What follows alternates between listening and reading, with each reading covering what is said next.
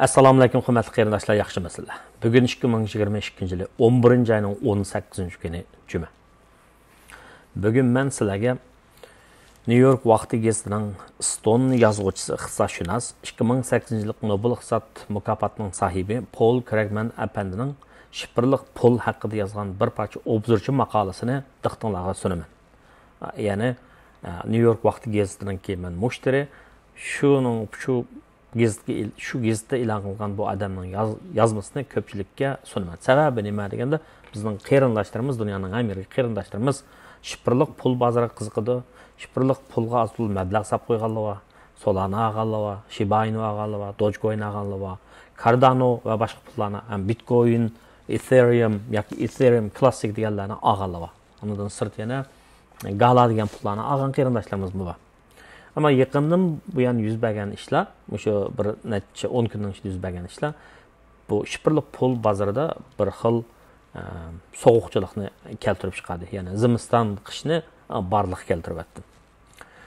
Dunyoning umumiy iqtisodiy ahvoliga qaraydigan bo'lsak, bundaq cho'ng sabablar dunyoning iqtisodini bir xil cho'kishga tortmoqda, ya'ni cho'ktirmoqda. Ya'ni vaboning iqtisodga ko'rsatgan ta'siri, uningdan kelib chiqqan ta'minlash zanjiridagi uzilish, buning ta'sirida ham yuz berayotgan pul paxolligi, hukumatlarning kengayma pul siyosati, hukumatlar yurgizgan oldingi 1-2 yilning oldida yurgizgan kengayma pul siyosati, Yevropadagi urush qatorliq narsalarning hammasi normal ketayotgan iqtisodiy faoliyatlarni relsdan chiqarib, shundaq bir xil cho'kish vaziyatiga ep keldi. Bazı davlatlarda pul pahalılığına ait ig'ir, masalan, Turkiya, Argentina qatorliq davlatlarda pul pahalılığına ait ig'ir.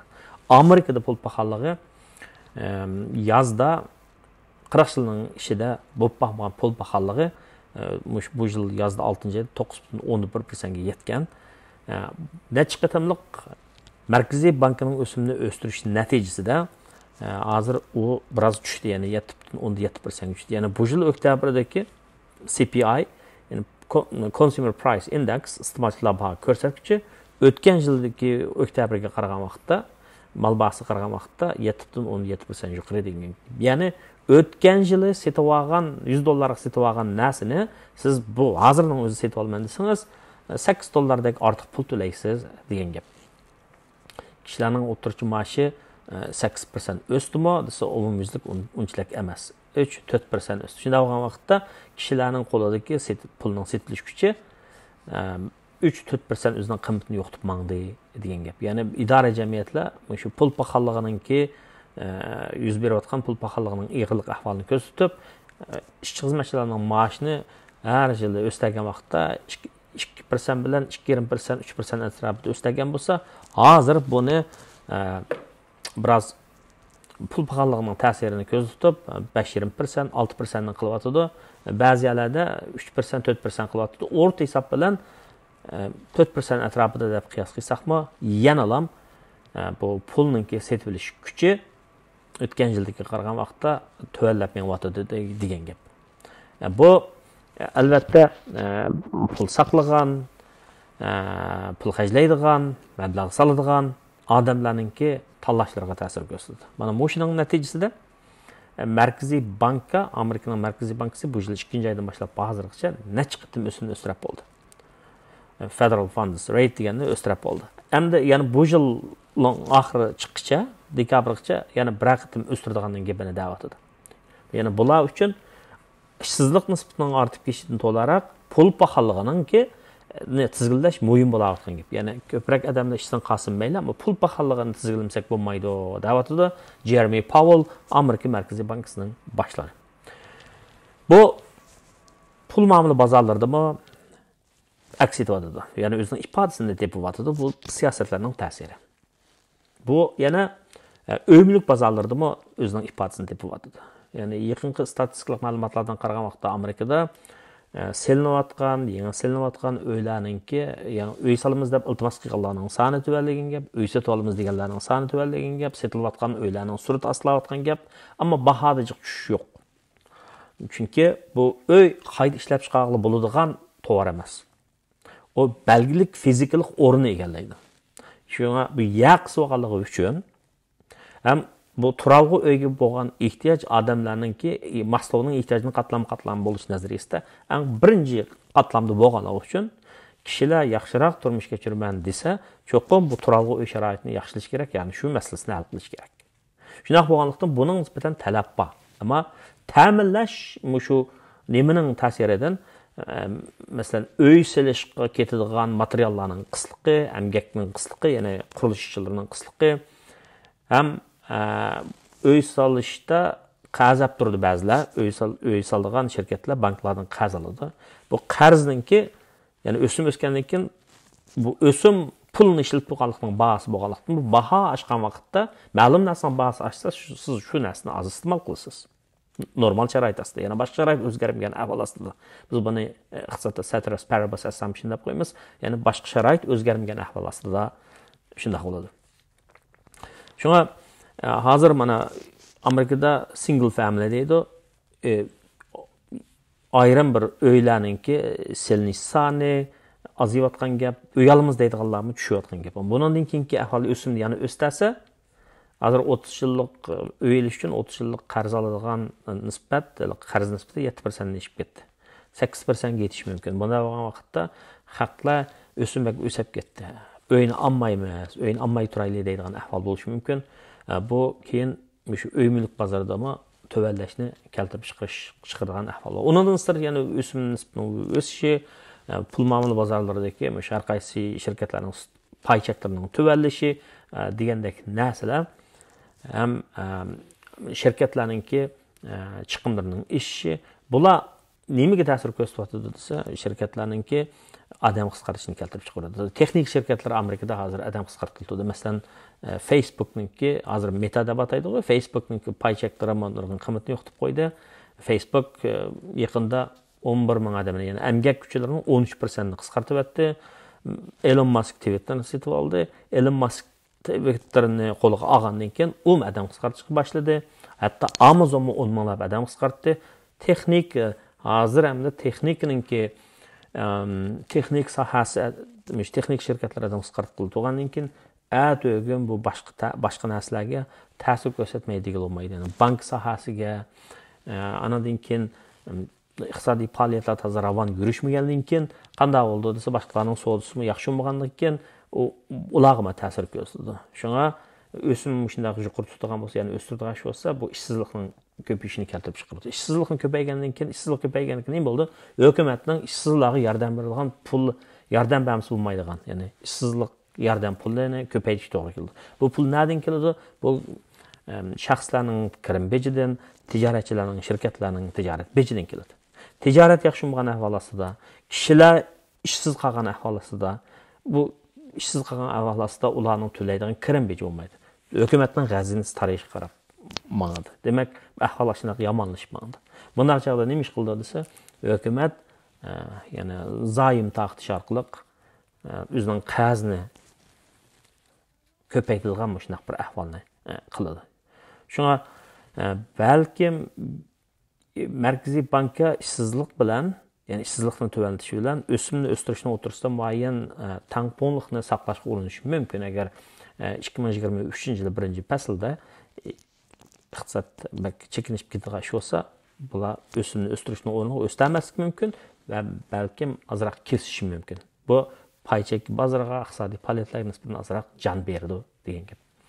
Shunga bu haqda shunchaliklar bilsak bo'ldi hozircha. Endi shu shipirli pul bozorida ahvol biroz og'ir. Ya'ni o'tgan yilning boshlarida 2021-yillari shipirli pul bozorida market capitalization deydi. Umum bozor qiymati tashlangan pul 4 trilliondan oshib ketgan. Yani Italiyadagi bir davlatning 1 yillik milliy daromadini haq shipirli pulga solgan. Shipirli pulning nimaligi, shipirli pullarning turlari, haqlar nima qilib sotib oldi masalasida men pul muomala bozoriga mablag' solish degan kitobimda buni sharhladim, tushuntirdim.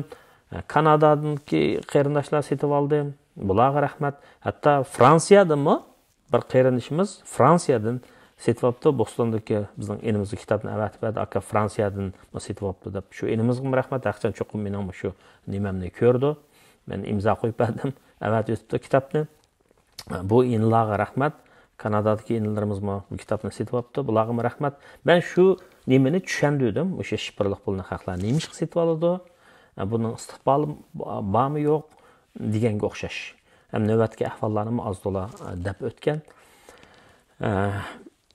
Menimcha bu shipirliq pul bozorininki hozir zimistoni bo'lyapti. Ya'ni hozir buningga 70% pul chiqib ketdi. Buning silingan mablag' hozir 800 milliard dollarga tushib qoldi. Men oldingi qitimliqda Solana to'g'risida tadqiqotga tushdim. Buning natijasini bir oydan keyin e'lon qilman dedim. Bu gapim gap, bu va'damda turaman. Solana 2 hafta 3 haftaning oldida shipirliq pul bozorida 10 cho'ng pulning biri edi. Ya'ni market cap deydi, market capitalization. Umum bozor qiymati jihatini aytgan vaqtda bu 10 oldingi 10 ning qatorida. Ammo bu Solana şirketi FTX deganga mablag' sarf qilyapti ekan-ku. FTX hozir vayron bo'lish, shirkat vayron bo'lish qonuni bo'yicha vayron bo'lishini jakalgandan keyin Solana bakchib ketdi. Hozir Solana 13 dollardan tövan. Men buni ayni chog'da 80 dollardan 90 dollardan olgandim. 145 dollarga chiqqanda sotmagandim. Bu hozir shunday tushib ketdi. Demak, shunday bo'ladi. Ba'zida unda saqlab tutish kerak. Bitcoinni ayni vaqtda kishilar aldamchi degan, masalan, Warren Buffett shipirliq pulga, ya'ni pay chekida, pay chek setib olganlar Warren Buffettni intayin muhim odam deb biladi. O'sha Warren Buffettninki mana shipirliq pul madasi kitobimda buning bu so'zni qo'shib qo'ydim. Pul shu shipirliq pul bozoriga nisbatan qarshi intayin konservativ, ya'ni buni toza yaxshi qaramaydi bu odam. Ba'zilar buni Ponzi yelisi deydi. Bu to'g'risida men 1 yil ilgari leksiya so'zlab berdim. Ya'ni shipirliq pul Ponzi yelisimi deganda mushtimladim shu mening kanalimda bor bu to'g'risida mazmunlar. Ammo navbatdagi ahvol shipirliq pul bozorida, masalan, Solana puli hozir 15-o'ringa chiqib qoldi. Biz tilga olgan Shiba Inu, Dogecoin bular yana shu 15 ning ichida. Dogecoin oldingi 10 ning ichida, Shiba Inu 10-chi bilan 15-ning oralig'ida.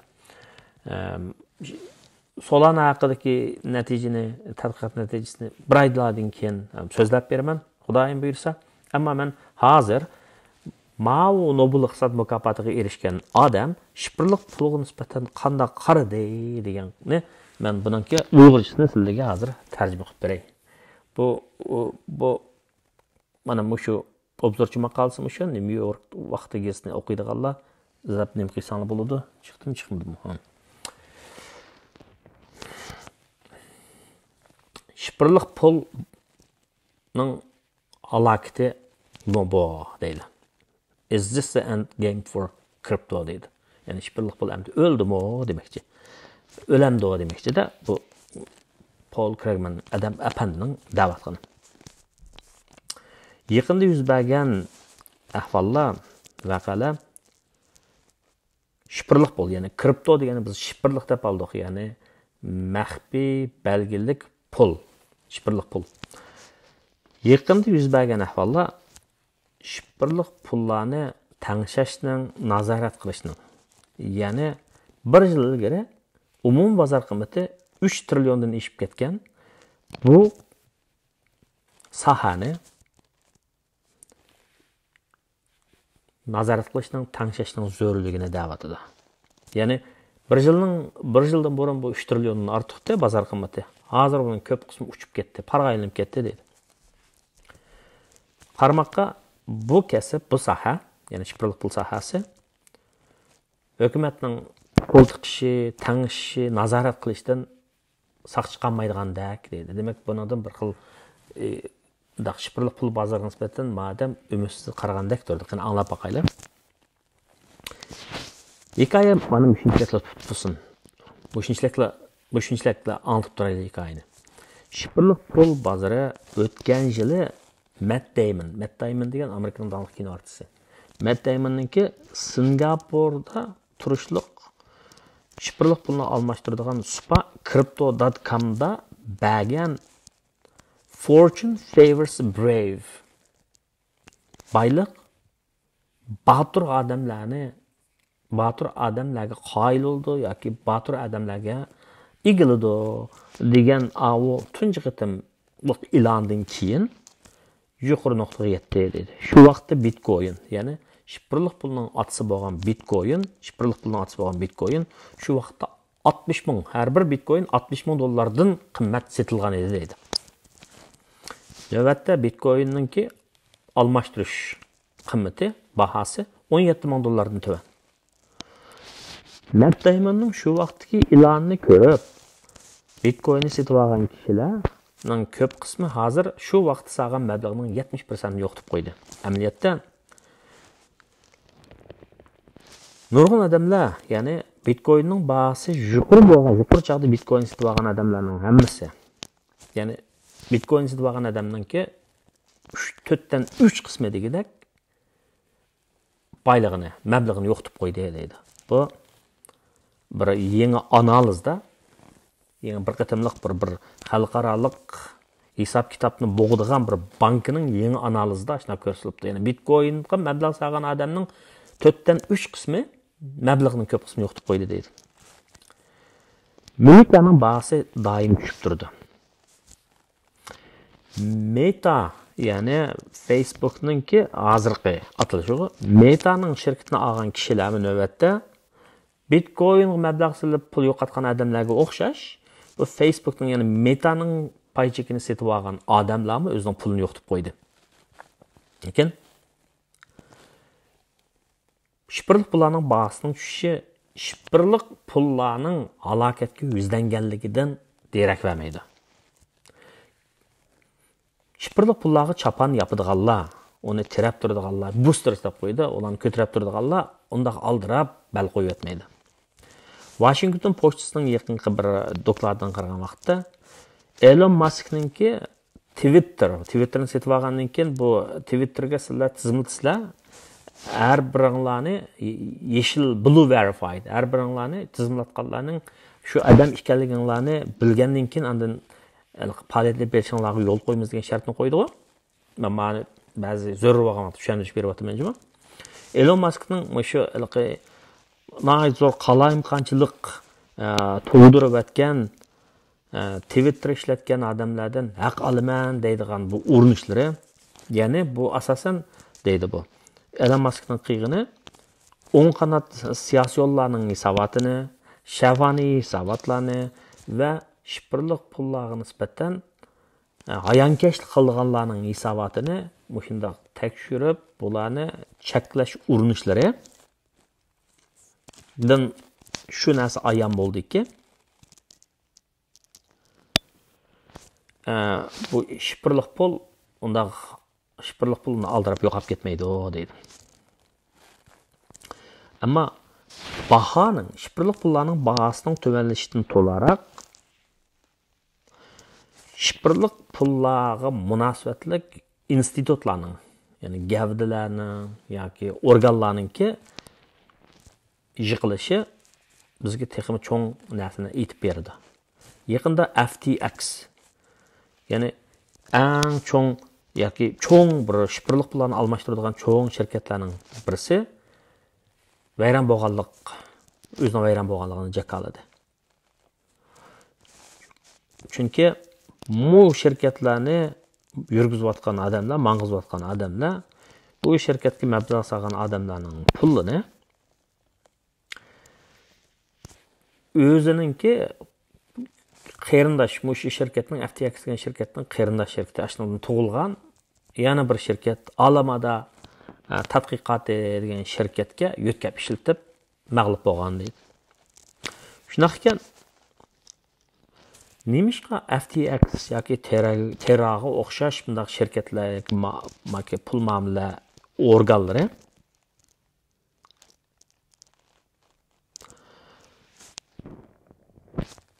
bu shunday mag'lub bo'lgan ish bo'lsa, ya'ni Terra degan 5-oyda mag'lub bo'ldi deydi. Gumron bo'ldi deydi. Nemish qilsadi bular birinchi eng dastlabda maydonga kelish kerak, tug'ilish kerak. Nemish qilib tug'ildi bular, undaq vayron bo'lgan ish bo'lsa deydi. Buni degan bilan shifrli pul harakati 2008-yili Satoshi Nakamoto deydigan bir yo'chun nomida e'lon qilingan oqtashliq qog'oz, oqtashliq hujjat bilan boshlangan bo'lib, shu vaqtda u oqtashliq hujjatning ismi men o'zimning kitobimda bu to'g'risida ma'lumot berdim. Bitcoin, ya'ni odamdan odamga, shaxsdan shaxsga elektronlik naqd pul yetkazish sistemasi degan shu maqolniki, shu hujjatning dokladning e'lon qilinishi bilan maydonga kelgan dedi. Buningdagi butun idea nima desa,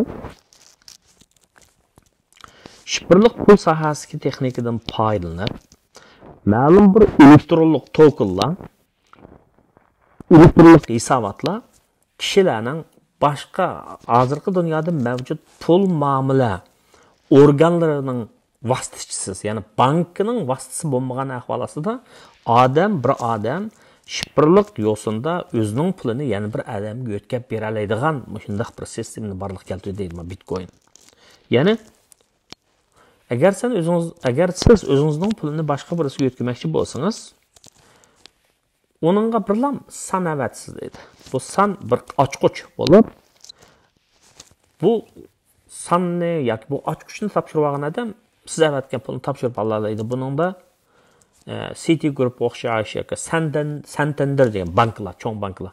Bu banklarning bu sizning pul yutganlik hisobotingizni daftarga oladigan, xotirlashning hech qanday hojat qolmaydi deydi. Bankning vositachisiz siz shifrlik yo'sinda bu pulingizni qarshilab o'tkazay olasiz deydi.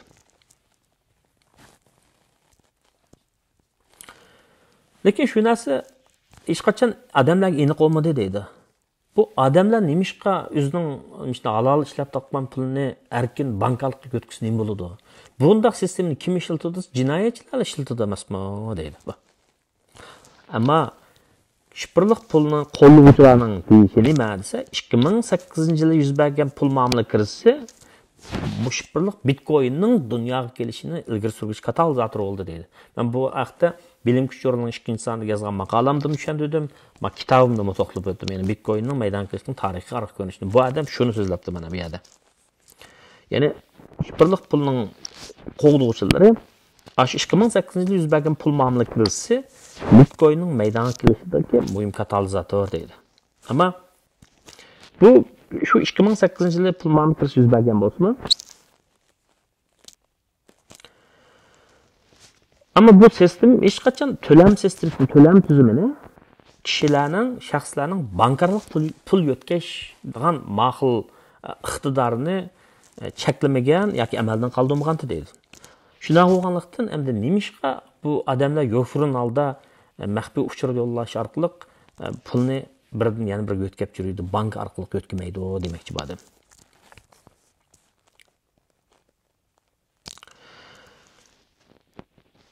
Banklarga ishonch qilmay turib, kishilarning banklarga ishonch qilmay turib, bu shunday kompyuter sistemasiga texnikaga ishini pul yo'tkazgan shunday ahvoli qiziqarli deydi. Anglashgan ayt qiziqarli ham sinab chiqish arziydigan bir ish deydi. Hala Bitcoin maydon qilib, shifrlik pulning otisi bo'lgan Bitcoin maydon qilib 14 yil vaqt o'tgandan keyin bu shifrlik pul texi an'anaviy pulning, ya'ni qog'oz pul deymiz, davlatlar taqdirgan qog'oz pulining texi rolini ololmadi deydi. Bular normal iqtisodiy aloqa ilm berimga ishlatishga nisbatan aytgan vaqtda bular texcha kalampay holatda deydi. Ham ularning qiymati turaqsiz. Amaliyotda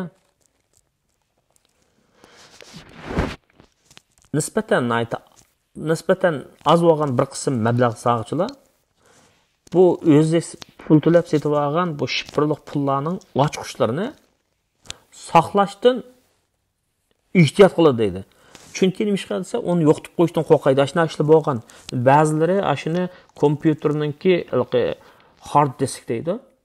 Qattiq detalni saqlab, keyin uni bilmay tash o'tib qilib, axlat deb tash o'tib, 21 million dollar qiymatidagi Bitcoinni birsa shu kompyuterda saqlab, o'zining kompyuterini bilmay tash o'tib qilib, axlatxona keyin uni topolmay ashuna qilib qo'ygan hikoyalarni ulanmasini berib qo'yapti.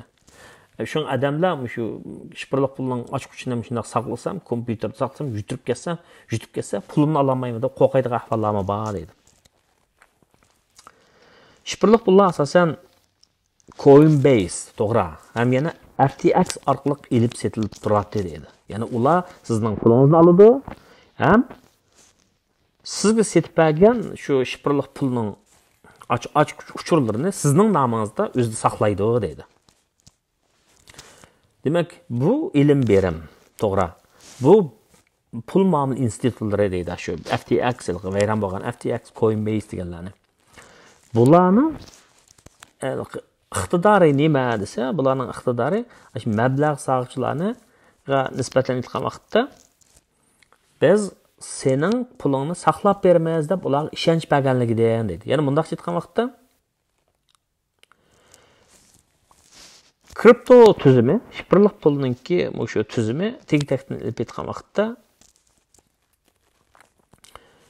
kishilarning mushu sistemaga, ya'ni adam banki bilan adam o'tirishga munosabat emas, kompyuterning texnikasi bo'lgan ishonchdan kelyotidi deydi. Unda bo'lsa, bu yerdagi masala nima? Unda bo'lsa, bu yerda bir masala nima? Ya'ni bir yangi kasb, yangi bir soha. Ya'ni an'anaviy banka tuzumiga nisbatan aytgan vaqtda ashularning rolini olamiz deb maydonga kelayotgan bu sohaninki asosli qiymati qayerda? An'anaviy pul muomala organlari, ya'ni banklarga bo'lgan ishonch asosan kishilarning shu davlatlarning, shu banklarning keyindagi davlatga bo'lgan ishonchdan keldi. Masalan, Amerika hukum dollarga bo'lgan ishonch, Amerikaning markaziy bankalarga bo'lgan ishonch, Amerika shu pulni taqatgan, dollarni taqatgan Amerika hukumatiga bo'lgan ishonchdan keladi deydi. Chunki hukumatlar banklarni nazorat qiladi, ularning xatarlik omillarini tangshaydi. Ham ba'zi amonat qo'ygan pullarga bular kepillik qildi deydi. Masalan, Amerikada 250 ming dollargacha amonat qo'ygan pulga bank vayron bo'lib ketib qolsa, shu 250 ming dollargacha pulingizni bular bankka, shunaqa markaziy bankka hukumat kepillik qildi demoqchi. Ammo shifrli pul bozorida ahvol unday emas. Buning keyinda hech kim yo'q deydi. Bu yerda mablag' soqchilar shu shifrli pulni barliq keltirgan, shifrli pullarni og'ili sotqil qo'yadigan odamlarning, korxonchilarning samimiyatiga, qobiliyatiga ishonish kerak. Undan boshqa shunga tayinish kerak dedi. Ya'ni ular mablag' soqchilarga, korxonchilar mablag' soqchilarga nisbatan aytgan vaqtda bir yaxshi savdo fursatlarini yaratib bergan vaqtda bu mablag' soqchilar bu kishilarningki iqtidorligi emas, ularning talantiga bak hayajonlanib ular ishini ketib qoldi deydi. Unda bo'lsa, mush ishlar, shu shifrli pul sohasi korxonchilarning talantiga bo'lgan ishinish, mush ishlar kerak kelyapti. Shifrli pullarga nisbatan bu shifrli pullarning chapini yapadigan, uni ko'taradigan odamlar bizga to'xtamay bizning ismimizga nima deb turdi desa, ilgari shifrli pullarni mana hozirimiz halok bo'ldi, haq setib olmaydi, o'ladi deb uninga o'limiga kipan kesgan odamlar bo'lgan, lekin ularning hammasi xato chiqdi deydi. Ya'ni masalan, Warren Buffett mashindaq deguvchilarning birisi. Bitcoinlar oqmaydi degan Bitcoin 60 ming chiqib ketdi.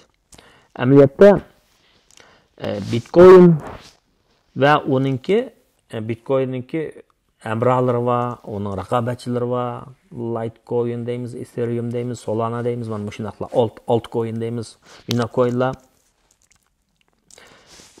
Biz ko'rgan qog'oz pulga o'xshash, ular ishlatishga aplik emas. Lekin bu deganlik ular qimmat bo'lmaydi deganlik emas.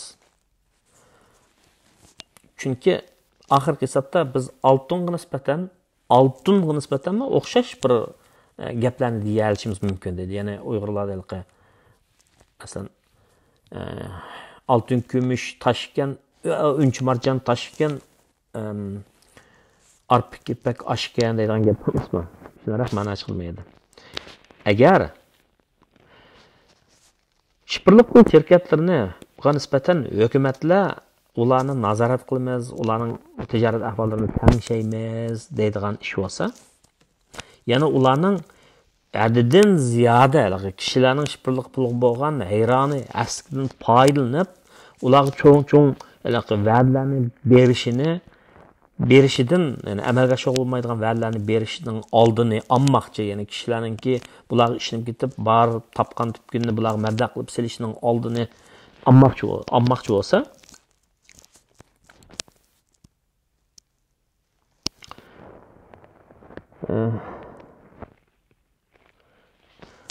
bu şirketlarninki agar hukumat shunday aralashsa deydi, bu shirkatlarninki odatdagi biz ko'rgan hukumat keyinda banklarga nisbatan aytgan vaqtda hech qanday bir aloyiligi, afzalligi bo'lmagan bo'ladi deydi.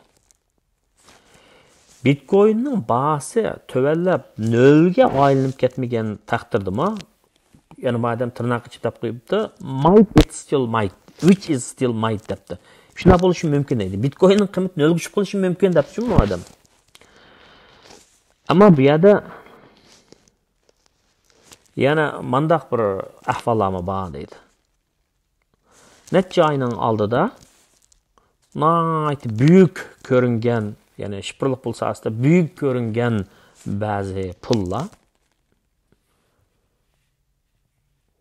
pullarning kuli ko'k so'rilib ketdi deydi. Demak, ma odamning men o'zimning ko'z qarshisiga zaqtisam, bu odamning asosliq degini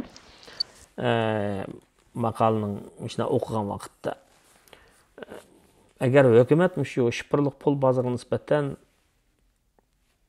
tangshashib bo'lsa, nazorat qilsa, jinoyat guruhlarininki pul yo'tkishining oldini olsa yoki buning mablag' solgan, buningdan foydalangan odamlarni boj orqali ba'zi bir faoliyatlarni cheklasa, tangsa, kontrol qilsa, ya'ni shirkatlarninki shu shipirliq pul shirkatlarininki savdo tijorat ahvolini kuzatib tursa, bu shipirliq pul bozoriga nisbatan o'lmakning ustiga tepgandek ish bo'lishi mumkin deyapti. Lekin menimcha bunda deb ketilmaydi. Chunki hukumatlar aralashib buning tangsa, hukumatlar aralashib buni tangsa, nazorat qilsa, balki bu kishilarga nisbatan bir xil ishonch yuradi.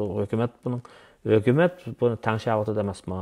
Shunga bu ishni qildiganlar e'lon orqali ko'ptirmishlik qilish orqali odamlarni aldab mablag' sag'izgan ishlarni qilishdan o'zini tutishi mumkin deb ba'zi mablag' sag'uvchilar o'ylashi mumkin. Xuddi masalan uy sag'an vaqtda uyning bahsi bak ishib ketsa, ijaraning qiymati ishib ketadi. Ijaraning qiymati oshgandan keyin ba'zilarni o'ylaydi, to'xta uy olib qo'ysam, uyni olgan uyni yuqori qimmatda yuqori bahada ijaraga bersam pul topmasmi deb, yana apartment building deb qo'yamiz. Apartment oldigan odamlar chiqib ketadigan ahvol bo'ldi. Yani uyning bahsi oshgan vaqtda ijaraning bahsi oshadigan gap. Uyning bahsi oshgan vaqtda ijaraning bahsi oshadigan gap. Ba'zi odamlar nima ish qildi desa, darhol uysida bo'lmay ijara uy turamiz deb qoladi. Men uyning bahsi tushganda olaman deb. Ama bu single family uy deymiz. Anadan keyin binolarning ichidagi apartman uylar deymiz-ku. Ularga nisbatan kishilarning talablari o'xshamaydi. Apartmanlarningki, binolarning ichidagi apartman uylarning bahasi ishqilib ahvol bo'ldi. Chunki ba'zi odamlar shu o'sgan vaqtda uyning bahasi o'sgan vaqtda apartmanni ijaralab uy tutib turayli, bino uyda tutib turayli, keyin tushganda olamiz deydi. Bunda bo'lgan vaqtda bu ba'zi mablag' soqchilar to'g'ri, bu apartman uylarni olib qo'ysak, bino uylarni olib qo'ysak, yuqori qimmat bahada ijaraga berilgan emasmi deb, uning bahasini ko'tarib turishlar bo'ladi degan gap.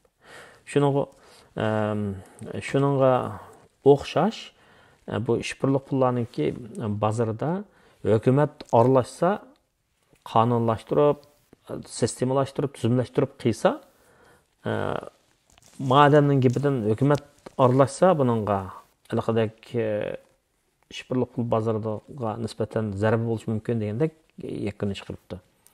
Menimcha hukumat aralashib qilsa, balkim bu mablag' soqchilarga muayyan ishonchni berish mumkin. Mayli qanday bo'lishidan qat'iy nazar, bu bir yangi shay. Buni kitobimda dedim men.